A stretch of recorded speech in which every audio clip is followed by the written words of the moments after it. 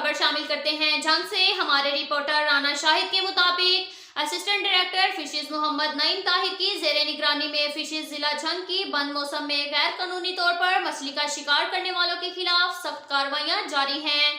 इस सिलसिले में assistant warden fisheries Trimmu headworks Asad Abbas Khan, assistant warden fisheries Jhang Arsalan Ali और फिशेज सुपरवाइजर सैयद महबूब अली ने फील्ड स्टाफ के साथ मुख्तलिफ मकामात पर छापे मारकर गैर कानूनी तौर पर लगाए गए जाल कब्जा में ले लिए और मौका पर जुर्माने भी किए गए। उनका मजीद कहना था कि जिला भर में गैर कानूनी शिकार करने वालों के खिलाफ बर वक्त और कामयाब कार्रवाइयां जारी हैं।